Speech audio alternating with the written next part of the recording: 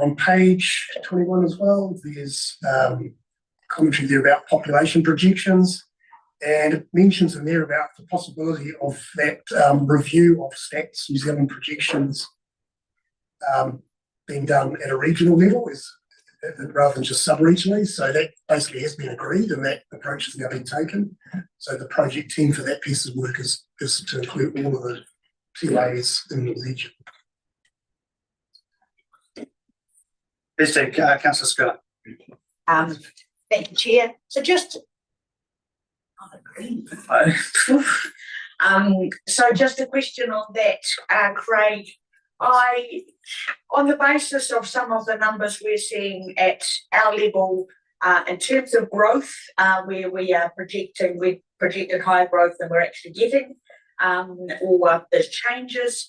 How much do we model the risk of getting it right or getting it wrong, or do any sensitivity on if this was 10% higher or 10% lower? Because population impacts quite a lot in terms of what we're thinking we're needing to grow to and provide infrastructure for. So how much modelling do we do on sensitivity of it? And I know I'll hear that we're pretty good at doing it right so far, but what happens if going forward that's not the case? Well, the modelling's done on different scenarios, absolutely. Low, medium and high, so there's that sort of starting point. What has happened in the past is that Stats New Zealand projections are usually reviewed at local authority level, and there's a sense check across those. So if there are, for example, issues in housing delivery that's going to impact on growth rates, those things are factored in. So there is quite a bit of that built into the scenario modelling already. So, but there is the low, medium, high approach. The high projections are usually used for figuring out the sort of broad land requirement long term, but medium projections are used for other purposes like the infrastructure planning. So there's the different projections that are used for different purposes. The issue we have at the moment is the high projection that has been put forward by Stats New Zealand is a lot higher than we've had in the past. So that's the issue at the moment, because that could have a big impact on expectations for land supply delivery under the new planning regime. So that's the kind of reason for doing this at the moment. Sense? Yes, it makes sense. It's just whether we actually say that in terms of any of the annual plans or long-term plans, what is the cost in terms of planning for infrastructure if that growth doesn't happen? Is that done at a regional level, or is that something we should be doing in our own plans? Well, at the moment it's done at a TA level, primarily. It's where the funding comes from and so on, so that's where the risks are. But yeah, definitely there's different projections are used for different purposes. That's the point. And the aim of this work is to get some consistency within the region, but also some consistency with the Waikato region as well. So just trying to have a common approach, because the information is used for transport modelling and those sorts of things. So we want to make sure things are consistent. Councillor Scrimgeour. I was about to say Deputy Mayor Scrimgeour, but Councillor Scrimgeour. Yeah, that's all right.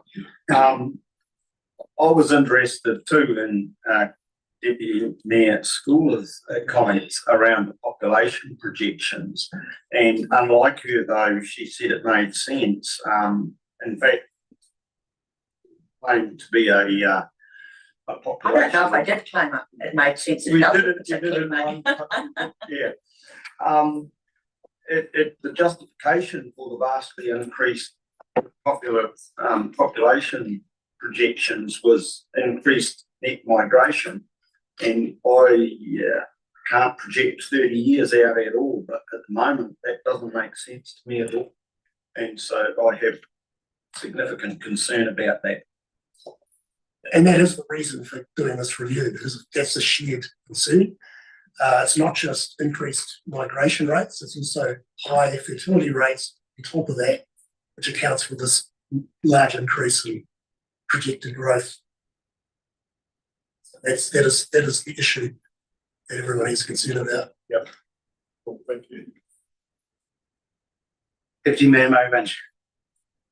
So I've read the transport corridor relationship with Hamilton and Tauranga, and that's an ideal place with the woolly decision that I got back from the NZTA about the intersection upgrades on State Highway 29. For those of you who don't know, that 29, Old Kaimai Road, you can't get off it easily. Pori Pori Road is positively dangerous. Soldiers Road have got nowhere to go. And so it's an area that desperately needs work done on it. And the more we can keep the pressure on NZTA to look at that at the same time, then encouraging development down in Tauriko, because that's going to put more traffic on the road. And so it's the security of that is really quite paramount. So I'm really pleased that that's been done. But I also want to say we're unaffordable for living here for young people, and housing is an issue that we can't avoid.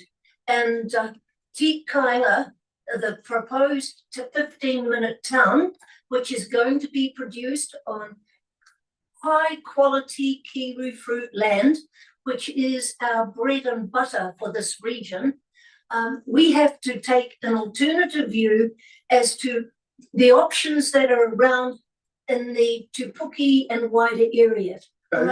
Deputy Mayor, I think that's perhaps best discussed amongst the PDA later. PDA Right. tracker. Well, it took me a time to get my agenda, sir, so, but you've got the drift. Thank you. No worries. Any other questions?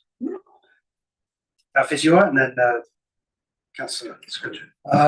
Yeah, I'm just on page 17 on your recommendations. Especially the third one there, you talk about the consider timing and sequencing of key actions in relation to your regional spatial plan. Am I right to assume that the smart growth plan that we're doing now will automatically become a statutory document when the new legislation takes over? Because if it isn't, then we have to make an application for it to be a statutory document. I'm saying it should be part of the timing and the sequencing of key actions. Because we're not a statutory document, and I'm only bringing that up because it makes it stronger for tangata whenua anyway. You know, once it's a statutory document, it sort of has to be done. Thank you, Fizio. I think it's best discussed in the regional spatial plan workshop after this meeting. Okay. But if you, Craig, did you want to comment now on this? Yeah, the reason for putting that recommendation forward is that we have an implementation plan with a whole lot of key actions in it that we're not set up, was designed under the old, the existing system. And so we're looking at the regional spatial plan and saying, well, we've got 20, 30 odd actions. One of those still makes sense under the new regime. So we're wanting, and then for the next meeting, we're going to come back with some recommendations on what we should add, subtract, change. We need to give some thought to that. It's not that easy because we don't have all the national direction clear at this point. We need to start thinking about that because we need to program. But that is, as the chair said, we're talking about that in the workshop in a bit more detail. So, are you able to sort of go away and or can answer it now with whether it will be an automatic? You might as well say putting the document into a high level from a statutory point of view. That's all I'm worried about. If it's going to be automatic or not when the new legislation comes through with the regional planning. I was going to say, my understanding is that the 3 sub-regional spatial plans will become chapters in the regional spatial plan. There is some nuance around how exactly that happens, and there'll be other chapters that cover region-wide basis as well, but that's my understanding at the moment, bearing in mind the legislation is still to be finalised. Can I just add a comment to that?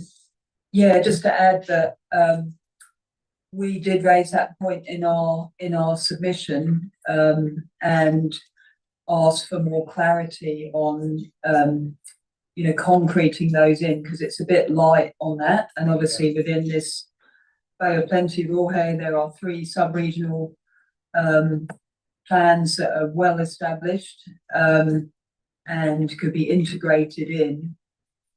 So that's obviously the work that's gone to the mayoral forum and been approved, and we've got the workshop today. But in terms of those, yeah, I mean, it would be crazy to rewrite the songbook, so yeah, we certainly raised that in our hearing. Yeah.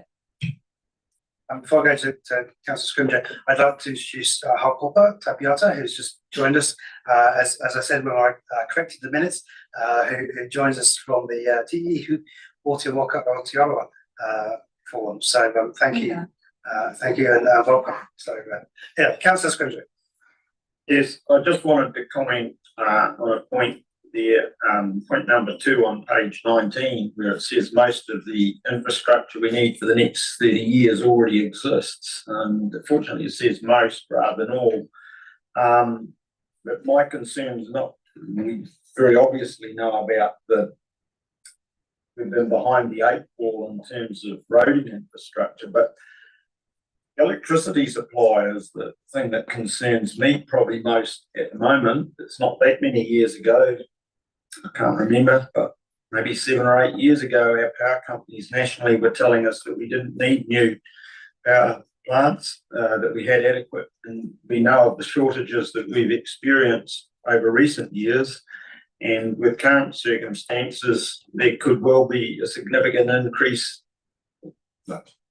More than just current circumstances, there's likely to be significant increases in demand. And so I think that's something that really does need to be addressed, and like to see us push in that direction. Thank you. I think that was a comment on the National Infrastructure Plan.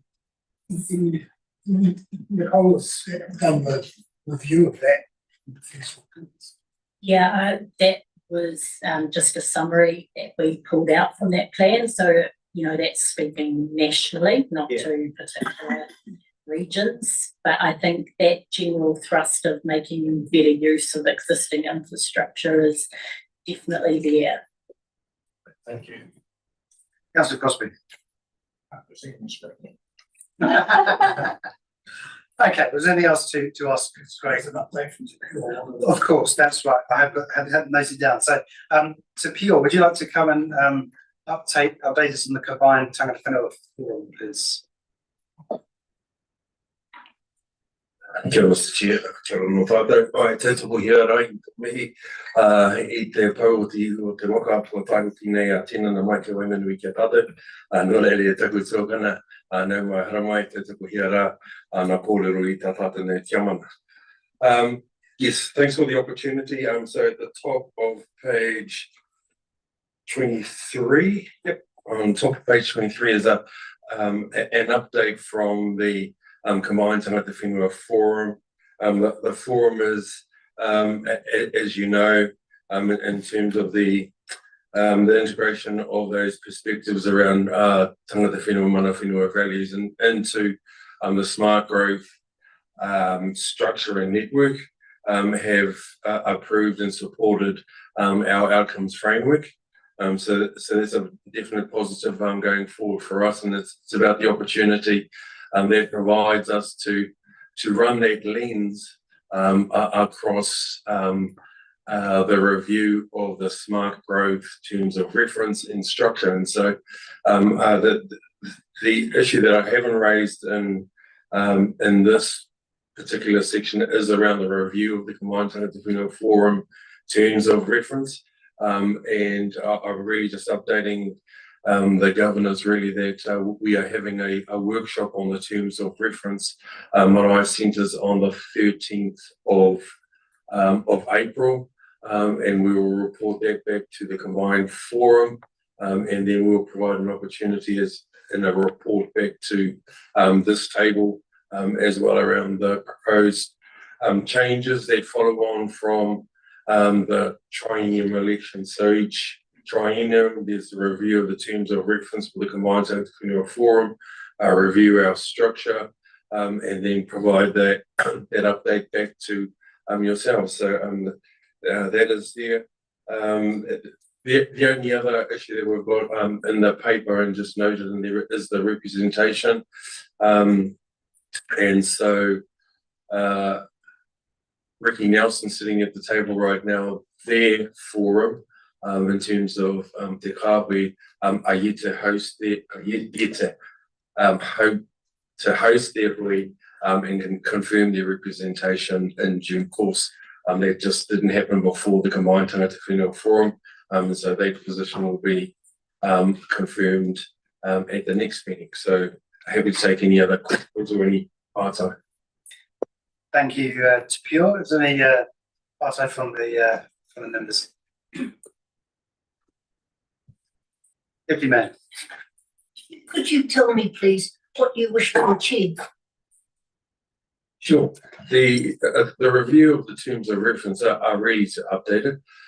So there are some old provisions that are included in there we need to update. We want to ensure that the outcomes framework that the forum spent last year working on and approving is reflected in those terms of reference, and really just to ensure the direction from the combined Tangata Whenua forum, which is around iwi-led mana whenua tangata whenua approach, is reflected in those terms. So is that so on transport planning and housing? So in terms of transport, we need to review. We have a person that sits on the TSP. We have, and it's in the agenda and on the report around the housing working group. We seek representation on those committees and others as we work our way through. So that will come through in the review. Any further questions for us, Bill? Okay, well, thank you. I think that brings us to the end of the quarterly report section. So there are 3 recommendations there. Do I have a mover and seconder for each of those, please? Shy. Councillor Rosebone. Councillor Macmillan. As soon as any debates, put the motion, all in favour say aye. Against, carried. So we move on to page 24 and the Hamilton to Tauranga corridor spatial study, again introduced by Craig, and I note that we also have Robert Bodnax online from Futureproof. Questions. So Craig. Just we had hoped to have Robert Bodnax online.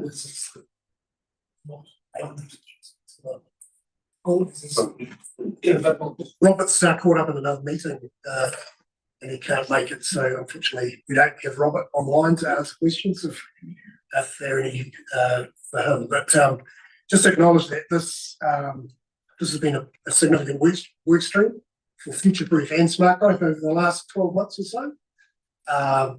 And it's been a really good kind of joint approach between the two. And really, I wanted to acknowledge Robert Brodnax, who was sort of led this work from Futureproof, and they probably did 75–80% of the hard work. So we benefited from that and supported it, particularly through Nicola's involvement. So just to note that the Futureproof governance is already considered effectively the same report in February, and they've adopted these recommendations, the findings and recommendations. So we're working with what they signed up to. So there were a few minor issues that we had to work through. But I'm going to hand to Nicola, who's going to take us through the report, and then we can answer any questions.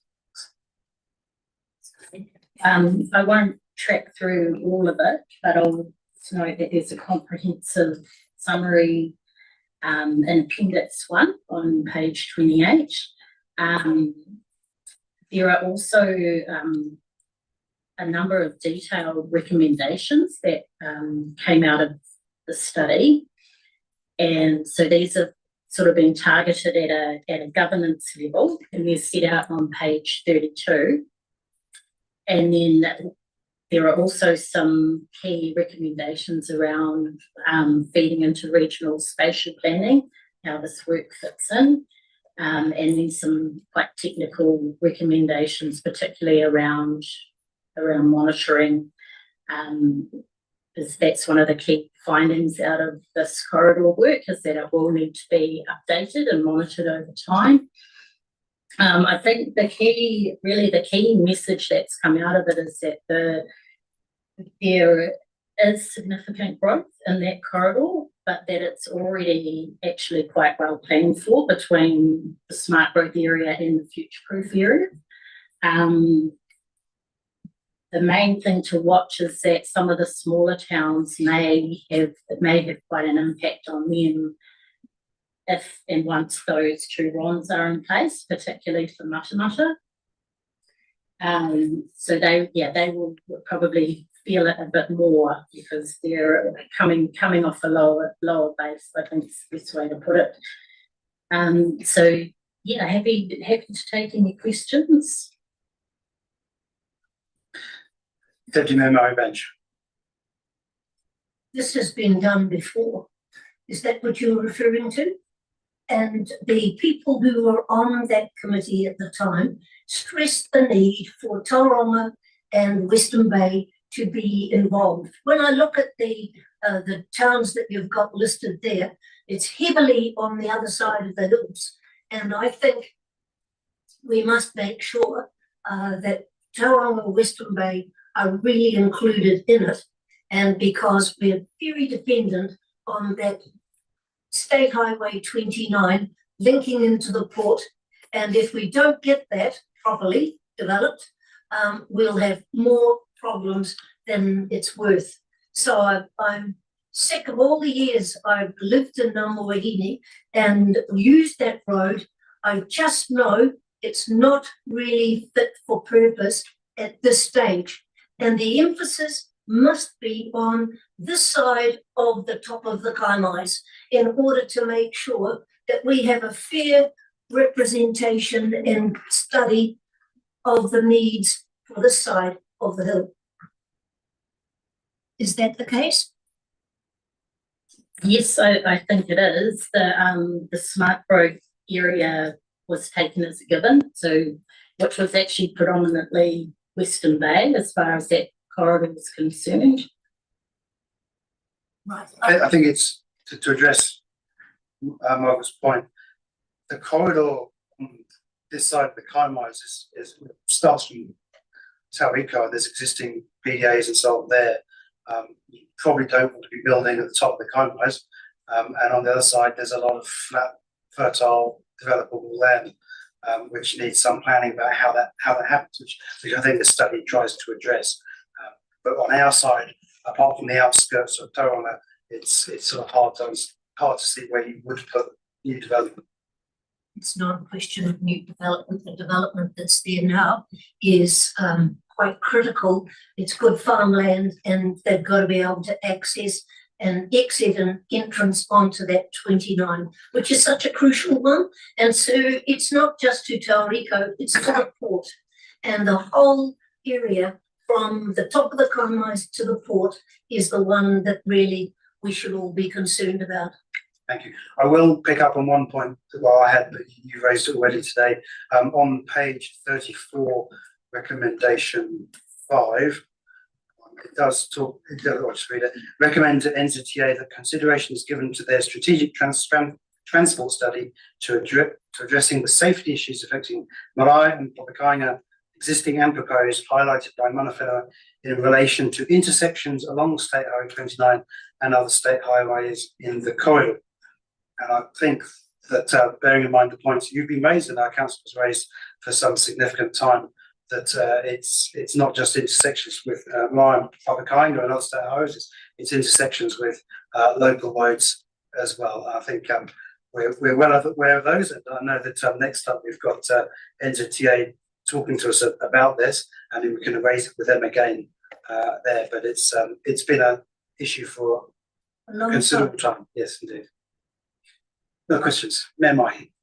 Yeah, so I guess the question is, I think it's great that we're working with future proof and thinking about this corridor and how, because already there's people travelling from Matamata over here every day to work. So I guess my question is, you know, we've done this work, how do we use this now and actually make it useful?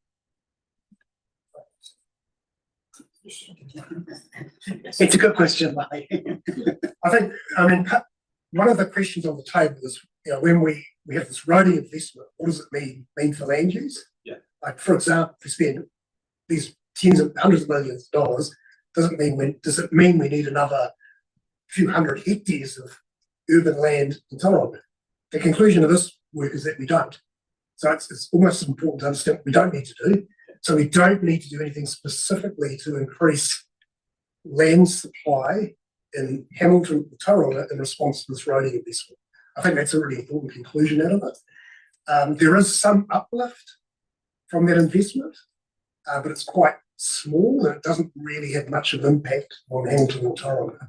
But it will have a proportionately bigger impact on these smaller centres. They may not be large in absolute terms, but it's a relative impact. So it's potentially more of an issue for the Waikato TAs to manage.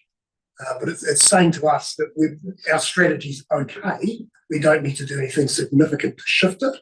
We've already taken into account these road investments occurring. Thank you, Craig. I know that Robert Bodnax is now online. So anytime you want to chip in, Robert, please raise your hand or come in. I know, next up, Councillor McMillan. Oh, thank you. Thanks, Nicola, and thanks, Rob.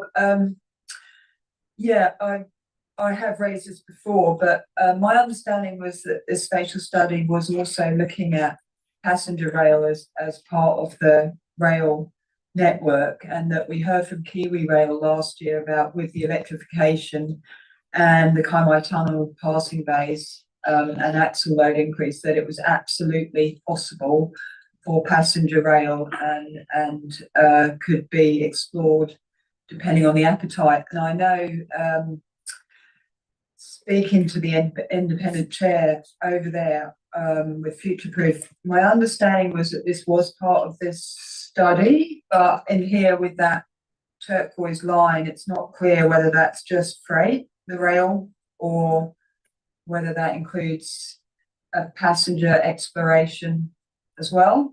Or yeah, where's that at with this corridor study?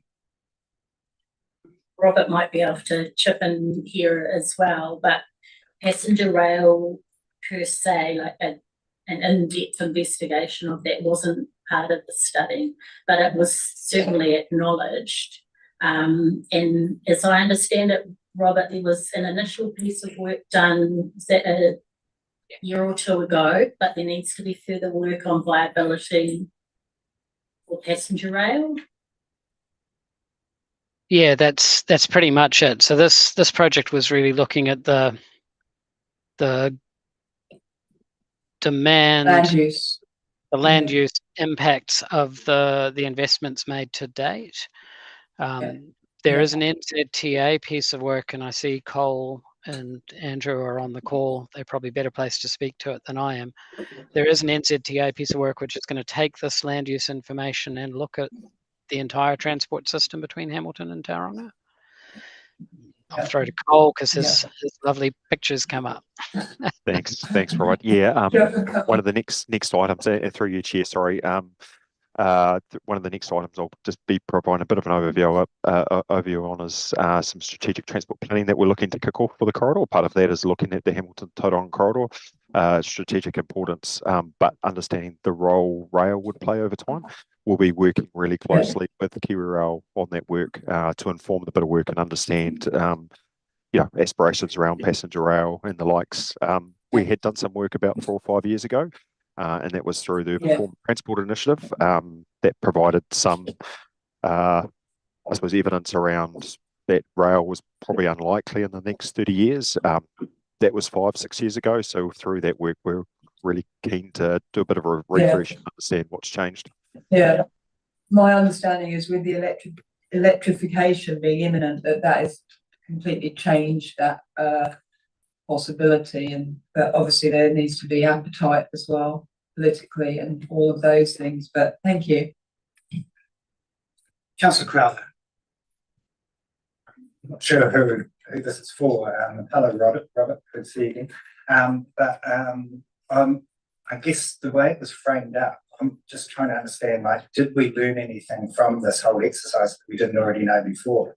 And if so, what did we learn that we didn't know at the end of UFTI, which, as you said, Robert, sort of, highlighted a lot of these things, because to Kat's point, unless we do some kind of shift in our approach, to me, it just looks like it's just telling us what we already knew, in which case, what has come out of this, in your view, that's new for us?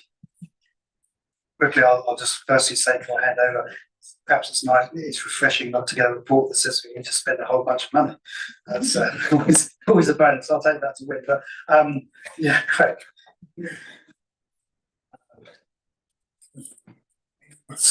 But I it's just wanting to understand the impact of these massive investments and what that does to the corridor and its attractiveness. And there's always a view that when road improvements may create land use changes that aren't anticipated. Things can alter really quickly when roading changes, and it's often underestimated. Robert might have a better way of explaining that, but I mean, certainly this was driven from the Waikato region, or the Waikato Future Proof principally. It was their initiative to get this up and away, because obviously they had particular concerns about the impact on centres in the corridor. So we joined the project as a minor partner, wanting to make sure that the information fed in was correct, and we could understand any implications for us. So probably not unexpectedly, most of the issues sit within the Waikato region. So that's very helpful. Yeah, I might just build on that a little bit. So for the Waikato, for Future Proof, we take quite a lot from this. Firstly, we do take a degree of comfort that we've largely got that additional growth that we can expect out of those highway investments covered. What it shone a light on for us is that having said that there is quite, relative to size, there's quite a lot of potential additional growth in Matamata, Tirau, Patararu, that is driven by the enhanced access that you're going to get to Tauranga and Hamilton for people living in those centres. That's not factored into their growth plans particularly well at the moment. And so what it's told us is actually we need to do some stuff in those communities, or else we'll end up coming under pressure for a new town in one of those little settlements along the road. And sorry, I'm having a mental blank at the moment. Tapoi and Hinuera, those little blips. And we most certainly don't have the infrastructure to support that. Future Proof's been burnt by not thinking ahead about these risks with the development of a Hinawai. And so this is a bit of a little reminder for us that we do need to think ahead of those risks of, if we don't provide adequate supply of a suitable type for business and housing in those other communities, the market will determine where things happen, and it may not be the most ideal place for us as local authorities in particular. So it's been a useful study for us. It kind of gets the Waikato spatial planning team, as it comes together, something to think about how we manage growth across the Hauraki Plains. Thank you, Robert. Deputy Mayor Bybench. I just want to remind everybody that a few years ago, $5 million was spent on the tunnel because it was leaking so badly. And the problem is the port needs the 25% or 28%. They can take more freight coming from that railway into the port. So there's a bit of a competition going. And the one thing we don't want is to develop any passenger system that has to be subsidised by everybody else. The most efficient use of that corridor is the most important decisions that we can make. And so Putaru, join the queue. We want work done on our side, and that's not for more growth on these intersections. It's to make sure that the road is functioning properly, and at the moment it's not, sir. Thank you, Councillor Alvin. Thanks. I just want to be concerned with you guys over the hill, not wanting to leverage against our ratepayers for going over and visiting Waikato Stadium or using any of your parks and that sort of thing over there. So Alvin. Any other I, questions? Councillor Crosby.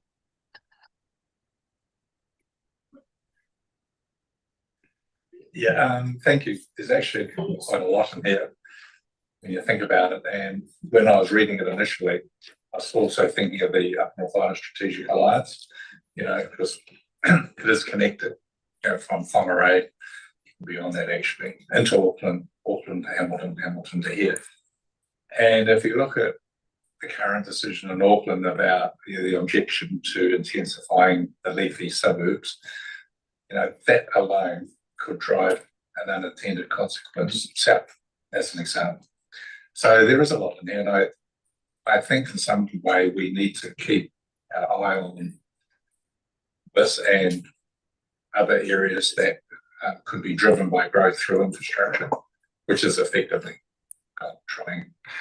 So it is useful, but as Nemahe says, well, so what? What influence will this have in some of our decision making? And in a way, it gets back to the national infrastructure plan or lack of it. But I found it good reading. You can see where the weak points are. Where the weak points are in transport infrastructure. But it is true that if you have a robust transport infrastructure, that will drive either commercial, industrial, and or residential about. It simply does, and we're seeing that obviously with the Taronga Eastern Arterial. Thank you, Councillor Crosby. There's a question for me, but picking up on Robert Gordon's point is that if the upgrades in 29 enable growth in Tirau and Putaru and Matamata, and those people are commuting into Taronga, perhaps that's an inevitable result, as Councillor Crosby points out, but is that actually desirable? I'm not sure it is desirable to have people commute over the Kai line. How do we prevent that, or should we even try when we're trying to make it easy for trucks to get over? Just quickly, as a side issue, but related to this, national report, I think it was on Monday, there was a gentleman promoting a major city on the Hauraki Plains. Probably needs to be on poles, but that might sound a bit weird, but it could happen. And then what influence does it have on the Waikato? What influence does it have on us? So the point of that is I think we do need to keep an eye on these potential initiatives. Okay, I think we've come to the end of questions on this one. So there are 3 recommendations here to receive the report, approve in principle the study findings, and also the information contained in it. Detail there, but that's where we are. So yeah, well, move in a second for those recommendations. Councillor Macmillan, Deputy Mayor Murray Bench. You want to say any more words before we put the motion? No? Okay, put the motion. All in favour, say aye. Aye. Against, carried. So now we move to page 36 and the NZTA transport strategies for Tauranga Urban and Hamilton to Tauranga project. And I welcome Carl to present this one. Thank you, Chair and Committee. Apologies, I would usually do this in person. Unfortunately, my household has been managing COVID this week, so although my two sets of twins, yep, you heard it, two sets that are at kindy and primary school love passing the bugs to me. I wasn't going to do that the same and pass the bugs to you guys today. So thanks for the opportunity to present today and also to manage this online. I'll just kick off. So today was really just to give you a bit of an overview on some strategic transport plans that are relevant to the sub-region that we're about to kick off. So if we go to the next slide, please.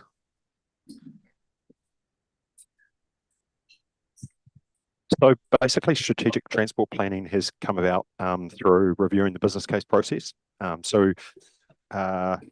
A year or two ago, we were tasked by the government to refresh our business case process in terms of speeding it up, making it more efficient, and reduce the cost of that process.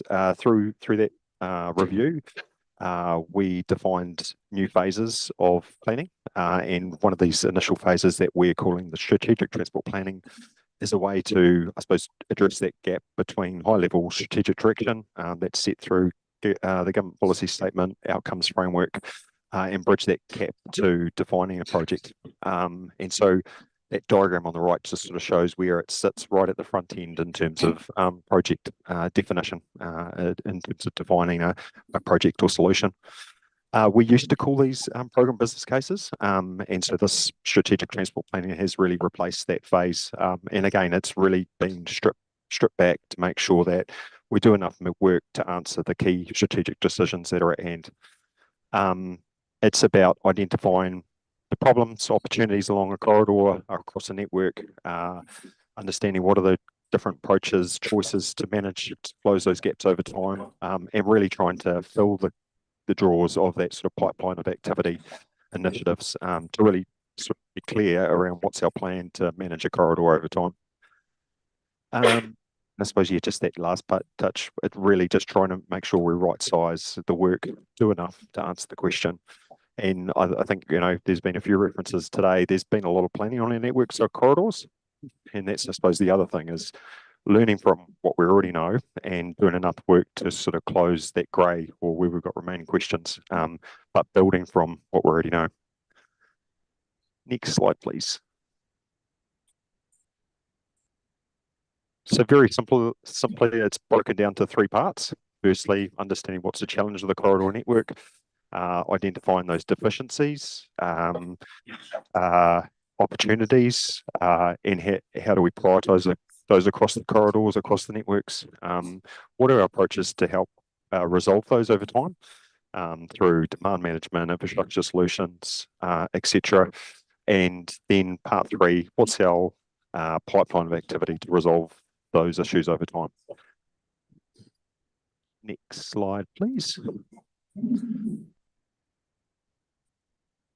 So in terms of the sub-region, we've got two relevant strategic transport plans that have just commenced. We have just appointed two suppliers to develop these pieces of work, and these are the Hamilton to Tauranga Strategic Corridor Plan and the Tauranga Strategic Urban Network Plan. They are primarily focused on the state highway network, and really just trying to make sure that we have a clear plan of how those corridors need to change, evolve over time.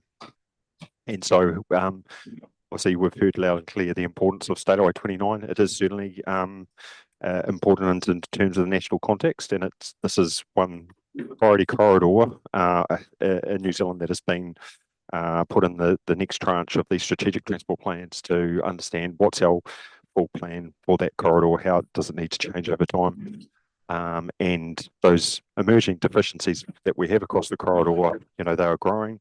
So what's our plan to try and close those? So if I move to the next slide, please. So if I go in a little bit more detail on the Tauranga Strategic Urban Network Plan. So again, it's primarily focused on the state highway network around the harbour, across the harbour. In the plan to the right, you'll see there's some dotted lines on parts of the state highway network. That's primarily to demonstrate that those bits of the corridor, we already have a plan of how that needs to evolve, change over time. And that's either through the RONs for Tauriko, Takatima Northlink, TEL is sort of near that formal state, future state, and we've got the Connecting Mount Maunganui that has a plan to address some of those deficiency gaps onto those bulb bits of the state highway network. The bits that we don't have a clear plan yet of how do we need to, how those corridors need to evolve or change over time. They have high deficiency gaps on at the moment, and they're anticipated to grow over time. So part of this plan would be to have a collective view around the harbour, across the harbour, of how those networks need to evolve and change over time. We know that there will be some downstream, upstream impacts as well of some of the key corridors, improvements, Takatima Northlink, Tauriko, and some of those downstream effects sort of create effects on the network, particularly in the urban network, that we need to understand how we would manage as well. I think, yeah, we've mentioned this a number of times, and some of the councillor committee councillors have mentioned as well, just the importance of this network. Again, you know, State Highway 29 to the port has huge national significance, so we've got to get that plan right, and we have to have a clear plan of how it needs to change over time, because we know that that demand will continue to grow, will continue to put pressure on that part of the network. Other things in there you already know, in terms of population and employment growth, and trying to sort of keep up with the pressures that continue to be put on the network. Next slide, please. So one of the outputs of the plan is trying to understand how do we get the right trips on the right corridors at the right time. So we've got a strategic network in Tauranga that is dealing with trying to manage multiple outcomes, whether that's national, regional, local outcomes. So understanding those collective roles around the harbour, across the harbour, and because of that, those few connections and the interdependencies on the network, that becomes really important. Again, yeah, understanding how that full corridor plan of how the network needs to change over time, understanding how we manage those upstream, downstream impacts and maximise those benefits of planned projects that we have in terms of the RONS projects and some of the other parts of the network where we know how those corridors need to change. Understanding what fits the state highway network and changes are essential to partners' outcomes, and likewise understanding what are those strategic local road elements that also are critical for the state highway to perform its function. And then this last question around rail as well. Again, we're really keen to explore this with Key Rail, and understanding what's changed in terms of strategic context, and understand that role for rail freight, but also picking up and connecting with the Hamilton Tauranga work, understanding that role of rail as well for passenger rail. Just to touch on briefly on the Hamilton to Tauranga plan, so primarily picking up that strategic corridor between Hamilton and Tauranga, its national importance, and particularly with the Waikato Expressway in place for a number of years, we've got Ruakura that's expanding all knots. The role of rail is changing, but also we're seeing more and more increasing demand and pressure on 129, being that sort of key national corridor link between Auckland, Hamilton and Tauranga. So its importance for Upper North Island, and making sure that we have a plan to ensure that it performs its role over time becomes really important from a national context. This diagram just sort of demonstrates the state highways that we'll be exploring through the work, primarily 129, but also some of the secondary state highways that have a role to play as well to help that 129 corridor perform its function.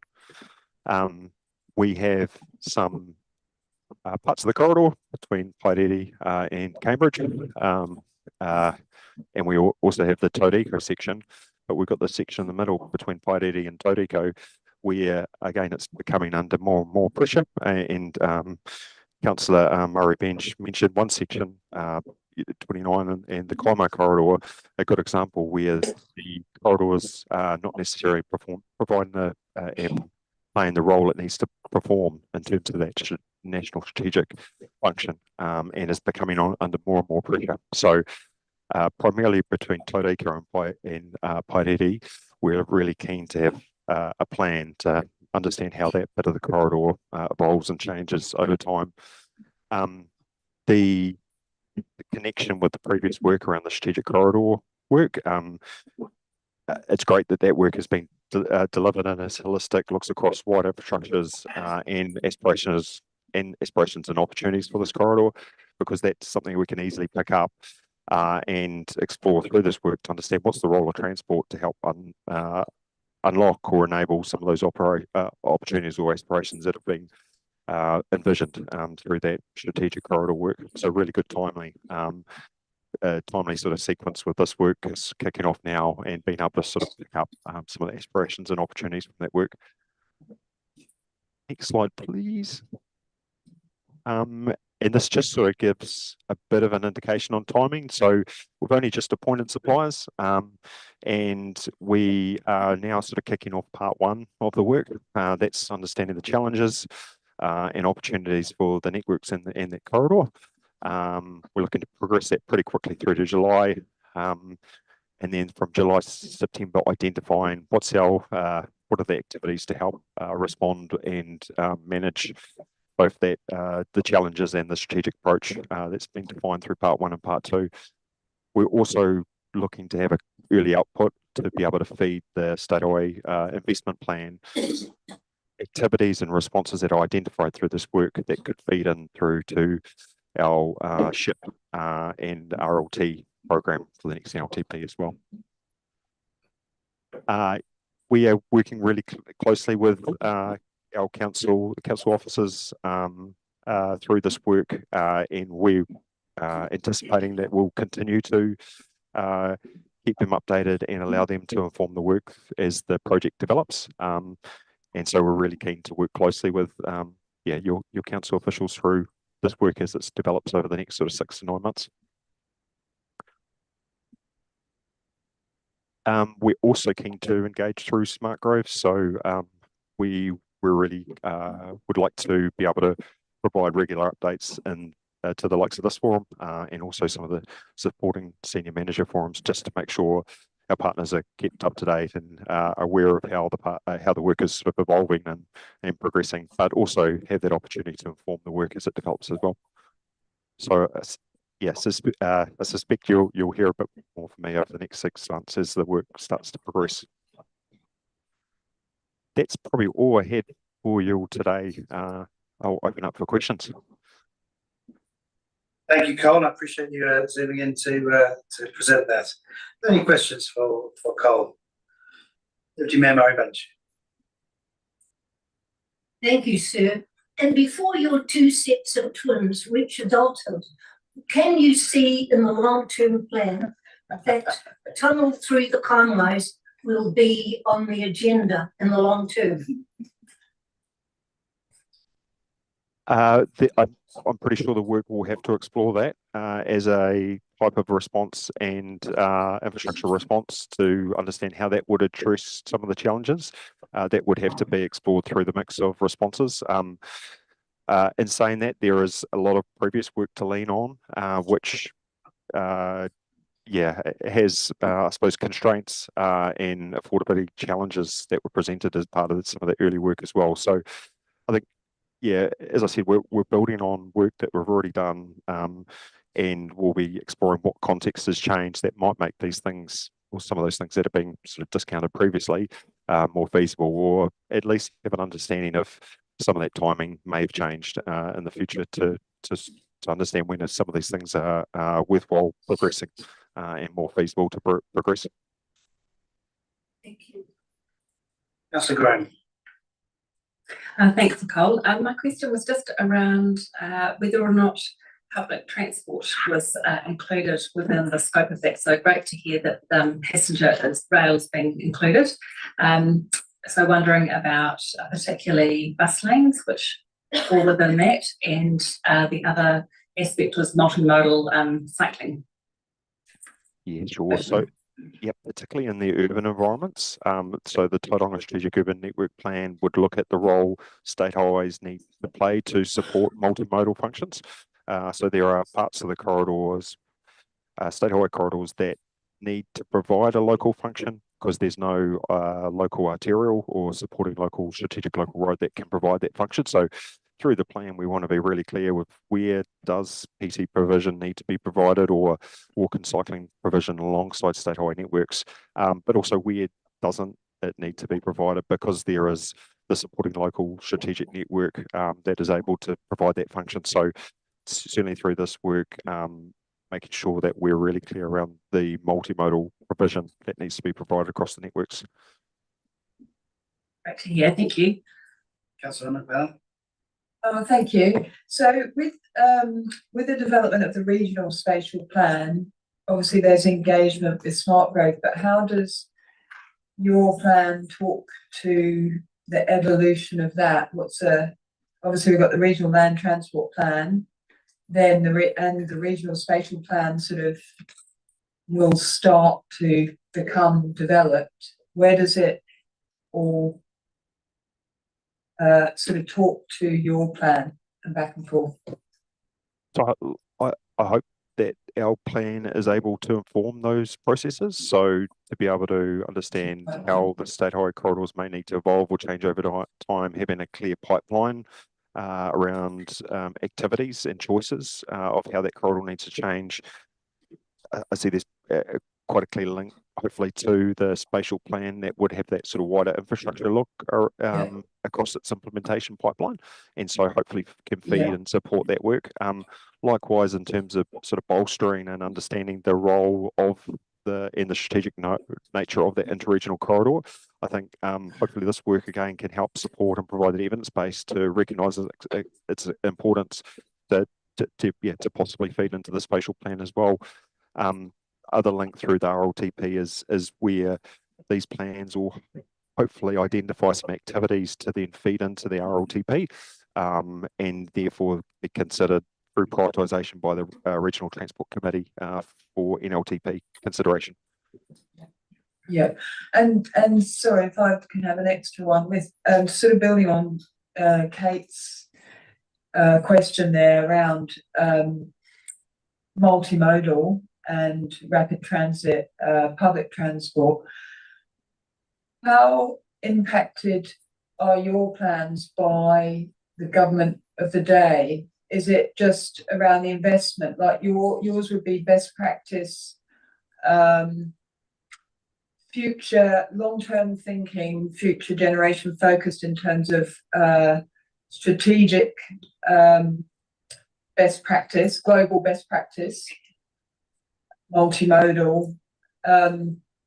Is it just the funding that comes and goes with the change of government, or does it flavour how you're able to strategically plan this sort of thing? These plans are long term, so they are 30-year plans, and primarily looking at longer term outcomes across multi outcomes. So they're not refined to current investment priorities, and with that longer term outlook. And the opportunity through this work is to make sure that it identifies investment choices to different GPS priorities on the day. We've seen plans that have been developed in the past that have been constrained to a GPS priority, and therefore they become out of date. So this is really trying to make sure that we identify a suite of choices that are longer term in nature, and depending on the GPS priority and funding priorities, are able to be agile to manoeuvre and take up that sort of best opportunity through that sort of the shorter term program that exists. Great. Yeah, thank you. That's good to hear that, really long term strategy. Thank you. Kia ora, Cole. Thank you for your informative presentation. I see that there's an intention to engage and work closely with Hapu and partners. Are those relationships already established, or and are you aware of who you would engage with on that particular front? Yeah, sure, certainly. So we've been working with our Poarahi, Brian Nicholas, who's been helping inform and work through a comms and engagement plan, but particularly a Māori engagement plan as well. I've also had some conversations and hoping there is an opportunity to possibly come through to the Tangata Whenua Forum at some point to provide a bit of an overview and sort of provide some engagement and understand how the Tangata Whenua Forum would like to be engaged through the project. So that's something I would love to put on the table at some point. I've had an initial catch up with Te Pio, but I think that it's really timing now that the work's commenced and we have the supplier on board and have a bit more understanding of timing and scope. Really keen to commence that sort of engagement. We would also engage through the TSP group as well, but we'd sort of anticipated coming along to the Tangata Whenua Forum if that was seen okay approach. Kia ora, that sounds great. So Crowther and Deputy Skiller. Yeah, Cole, just looking at the integration of our transport planning. So we heard this morning, some of us heard that we're still on track to do a public transport business case by October for feeding into the RLTP. But we've got the transport system plan, community engagement, hopefully still going ahead in around October. We've got the TSOF, which you'll be more aware of than me, but I think it's nearly being reviewed. And I can't even think what that's called, but TSOF, whatever. So how are all these things going to come together if so much will hinge on this bigger picture piece that you're doing? So everything else seems to be running ahead of that. And I'm wondering how it's all going to come together nicely for a happy ending next year when we get funding from the government. Sure. Yeah. So we have had a number of conversations around how do we connect and make sure the bits of work are integrated, and particularly with the DSP TSOF, we have got a really good integration with that plan, and that in terms of timing, we'll be able to feed in any new activities that we see for that 0 to 10 into the TSOF plan at an appropriate time. And we've had that conversation sort of to confirm that sort of integration and tie between the two plans. We don't anticipate a lot new coming forward in the short term. So a lot of it we should already know in terms of how the corridors need to change, particularly in that shorter term. So we don't anticipate a lot of new activities coming forward in the 0 to 10. And being a sort of longer term plan, some of it might focus on the medium to longer term and understand how those corridors need to evolve. So we've got the integration and connections. I think because we don't anticipate a huge amount of change, a lot of the TSOF and existing plans will have our 0 to 10 year plan captured already. It's just those additional activities that are pulled through from this plan that we will be able to feed through those connections that we've created. Yeah. Thank you, Chair. Kia ora, Cole.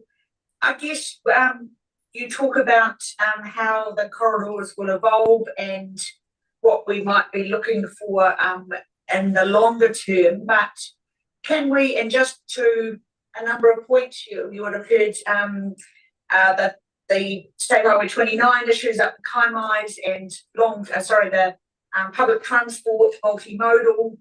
Are we looking at having some principles in terms of standardisation of how, when you've got a state highway, how that interacts with the smaller roads, how safety is taken into account, how you plan where you've got a school, how school buses go in and out of that school, how passing lanes go past schools, because I think those are the things that we definitely want to look after what we've got, but those are things that just seem to be quite random in planning that I see, and we need to start saying start knowing what we can expect for our future plans, and then start bringing it into our what we've actually got.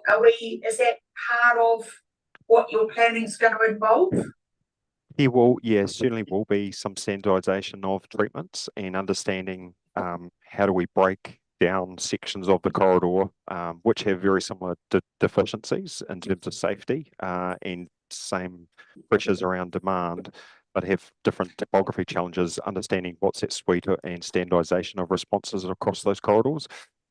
So certainly there would be some of that element, and there is a lot of work that we can bring in from elsewhere as well that have dealt with similar demand pressures, similar type of context, whether that's some of the topography constraints, and understand what are those standard sort of interventions that would come into play to help resolve some of those challenges. So that certainly would be in the mix, and through the planning, we really are trying to break down those corridors that have similar deficiencies, similar type environment, so we can have a collective view of how do we manage those deficiencies over time.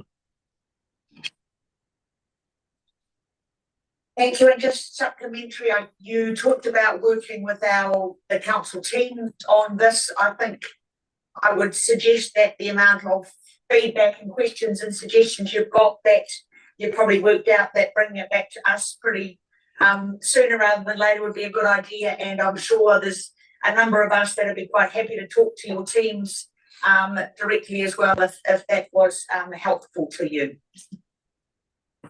That's great. That's certainly the plan, is to continue and engage with yourself and the committee, and always welcome for feedback and perspectives and insights to feed into the work. Thank you for that suggestion, Jen. Councillor Daly. Yeah, Cole, thanks for your report. I sort of want to expand a little bit on the previous two questions, but I was just wondering, in relation to the point, geographic vulnerability and limited network redundancy, how much strategic importance NZTA places on Curragh Road 15th Avenue upgrade, but I realise that's Tauranga City responsibility, but how much are you guys supporting that project? And I've got a further question after that. So at this stage, we're co-investing in this current phase of that work, and understand there'd be an expectation for NZTA through the FAR to co-invest in the implementation phase as well. That would go through for consideration through the RLTP and NLTP for funding consideration. I think a road like 15th and Tara becomes really important strategically for the wider network as well. So understanding how it will change over time, its role becomes important for understanding the roles of 29A and 2, particularly with some of those corridors feeding into the city. So through this work, we're really keen to explore that with the council partners to understand how that corridor will change and what other pressures that might put on other parts of the network, or how that role might change for the parts of those network that might inform what role the state highway network needs to play as well. So a very important project for considering as part of this wider plan. Thanks, and that leads into my next question. So in terms of State Highway 2 corridor, Katikati, Karingaki, Torch, where are the strategic priorities of this corridor? I guess you've got another strategic plan for that part of the country as well. And just wondering, how these two strategic plans intersect and interact with each other, because obviously State Highway 29 has been the focus for getting heavy transport from the Waikato to the port, but we know a lot of transport operators actually prefer taking State Highway 2 because of the toll that coming up and down the hill takes on their trucks, and it's a virtual truck graveyard for many. As a friend of mine who services and fixes trucks, about once a week he gets a call to come and pick up a truck that's broken down on the Comos. But and if you can add into that the Matamata Pyro link and how that fits into that scenario. So through the Hamilton Tauranga work, we will be exploring how demand flows have changed through post the Waikato Expressway being built. We understand some of the demand and even suggests that a lot more of those movements, particularly from Auckland to Tauranga, are taking 129 over to. But we're really keen to explore it through this work to understand how that opportunity has been taken up by those interregional journeys. For the State Highway 2 corridor, we have a strategic transport plan that we've got in our planning pipeline to kick off it's in the next tranche of activities. So the opportunity is to try and feed what we've learned through this work to integrate with some of that corridor work as well, and particularly, the Tauranga but also the Hamilton Tauranga findings will be really beneficial to feed into that Stairway 2 corridor work as well. So it is in our pipeline in terms of the next tranche of activities, and it will be connected, integrated with these the outcomes of these plans. Thank you. I think we need to move on now, but thank you, Cole, for that presentation. Thank you. There isn't a recommendation in the agenda, but I'll suggest that we move to receive the strategic transport plan presentation. So I move it and seconder for both the chairs, Schooler and Mowbray. The motion, all in favour, say aye. Against, carried. Thank you, Cole. Appreciate that. So now we move on to the housing system plan update. Page 45. Right. Quick introduction on this. Quick introduction. Sorry. So this is really just an information report to set out the point we've reached with getting the housing working group up and running. There was previously a housing working group a few years ago that went into some recess because of all the complexities and uncertainties about where housing policy was headed. Wasn't able to do too much. So it felt the time was right to get this back underway. So it's been a key action in the implementation plan over the last year or so.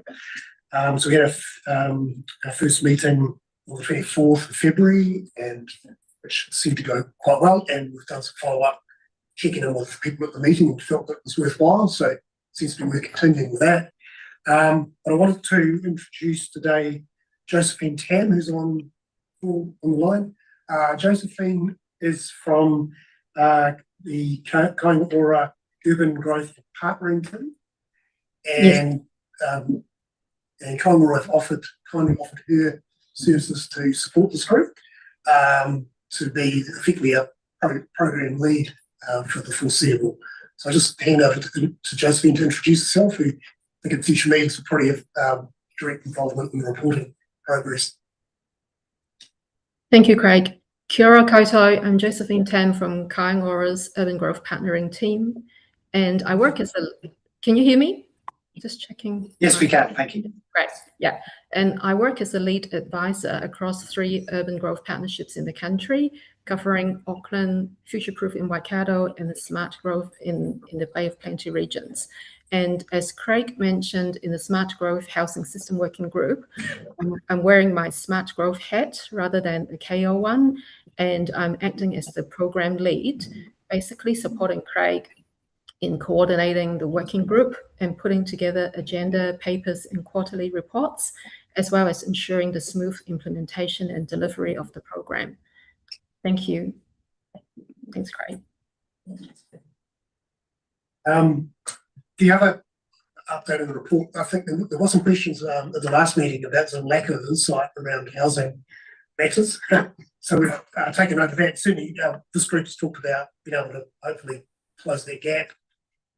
In the meantime, there was some really good work Western Bay Council undertook last year, which we put a summary of that and a link to that information. But that's information that this group is using to inform its thinking. So I'll leave it at that. Happy to answer any questions. Thank you. Any questions for Craig or Josephine? Councillor Cosby. I look, just quickly, thank you, Craig. I was quite pleased to read this report because I did have a little bit of a rant last year that there seemed to be an over focus on developer-led housing, and of course, Smart Growth was about all housing types. So hopefully there'll be some positive outcomes from this group. I noticed there were no elected members on it. That might be a good thing or a bad thing, I'm not sure. But if you needed any assistance, I'm happy. Thank you. I think the idea was more of a staff working group than Matt Mahi. Yeah, just notice in the executive summary you say that it was not completed due to uncertainty created by national policy reform and changes to government housing programs. So are you satisfied that that has now changed and you do have that certainty and therefore it's worth getting underway? There is still a reasonably high level of uncertainty on a few things, but I think there's things like the flexible fund information's come out. There's progress there, and I think that was certainly came through in the meeting. Everyone had quite really useful insights on some of those things to share, and it was that sharing of information is very powerful. There was other discussions around the whole issue around feasibility of literally anything at the moment and how fragile delivery is in terms of adding cost. That came through pretty clearly. Certainly unified opportunities. Quite a few of the group reported on some of their activities, and there was a lot of interest shown in what each other was doing. So that's generated some thoughts around some coming back and doing more detailed presentations on some of those ideas, particularly around this tsunami of housing for older people was a particular focus in the conversation. And I guess the opportunity to bring these things up and share anything to begin with and just see where we can go with that. Yes, it's good. Thank you, Chair, and thank you, Chair, and thank you for the report. I guess just trying to understand more business for local government versus central government, and just going back to the Infrastructure Commission report that we got that came out in February, and when they talk about housing, it says most social housing is funded by central government, and talks about that in addition, sub-market rental accommodation is also provided by local council and community organisations. So I just want to make sure that that this group is taking into account the role that, as central government keeps saying to us, you shouldn't be doing stuff you don't need to do, but they then don't fund the stuff we think they should be doing. I just want to make sure the group takes into account where local government has got a role and where they haven't. And I know it's cross-agency and includes central government, but I just wouldn't want this report to come back to us to say, this is what we need to do, and it's shared by the three councils that sit around this table, when if central government actually has a bigger role to play and they might be, I don't want to fill their gaps, I guess. So I just want to make sure that the group is taking the comments that we're reading in the Infrastructure Commission about housing into account, and ensures that it's an even balance is made across what our role is in looking at homes for everyone. And certainly the group have asked the question, what is the expectation of the governance group, of this group? So we've got an opportunity to sort of raise that. And in terms of reference to the draft, we've got, we can make sure we reflect exactly what's needed through that. We'll take that on board. Yes. Isn't the point of the housing system plan to make sure there are gaps in the system? That's fair to say.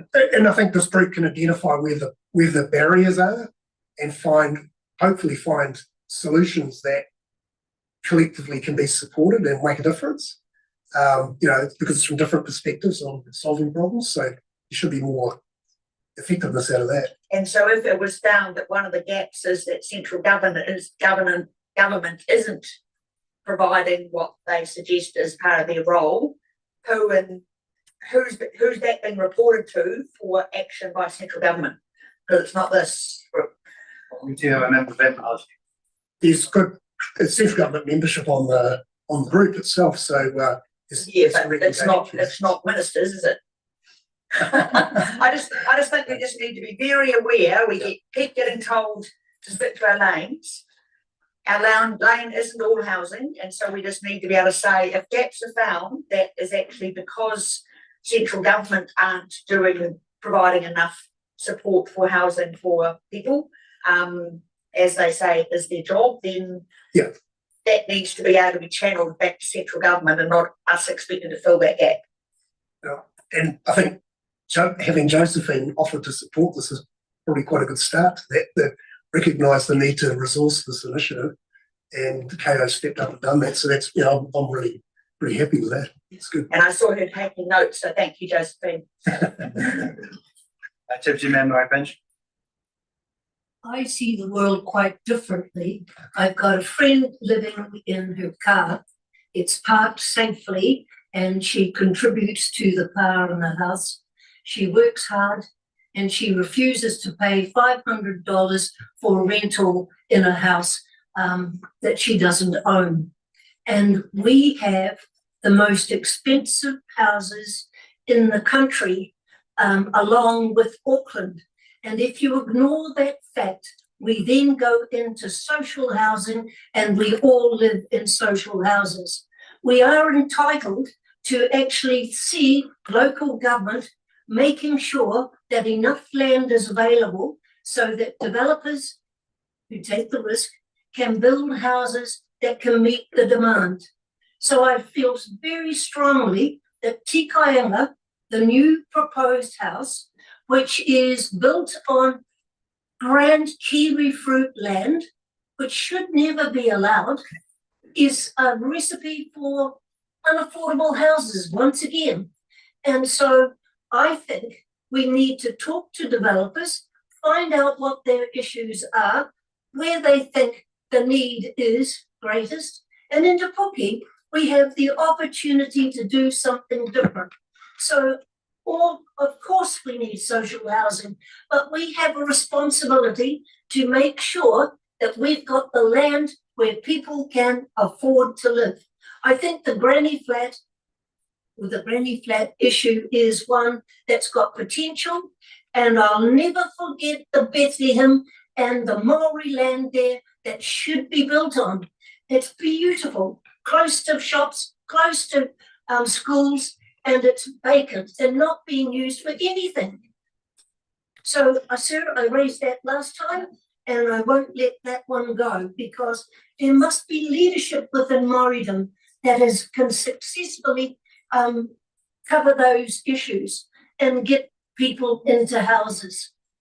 Because everybody wants to own their own home, and those that don't have got the expectation, and too many people know that now they never will, and it's not good enough. Thank you. Councillor Daly. Yes, I fully agree with this.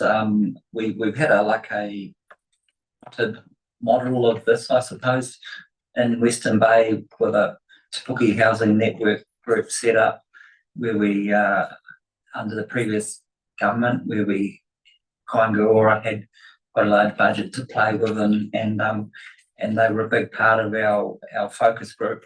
And also we had developers, all the local property developers. We had tangata whenua present. Our council put funding into doing some strategic studies, especially on Māori land, and also working with the community housing providers. And I believe we made real progress during that time. And I think a smart growth model based on those principles, I think, would have really great benefits. So I really encourage this, and really great that you've got Josephine from Kaingaora there. Even though they're constrained with their budgets these days, they still have a big part to play. I mean, we've got developments on the ground in Te Puke that, even though they were rejected when they started being built by neighbours, they've actually fitted in really nicely and integrated really well into our community. So I think it's only positives to be had there. But in terms of the members, I would probably recommend including maybe some additional local iwi members for their input as well, especially in the Te Puke area where we've already done quite a bit of work. So. Thank you, Grant. We better move on now.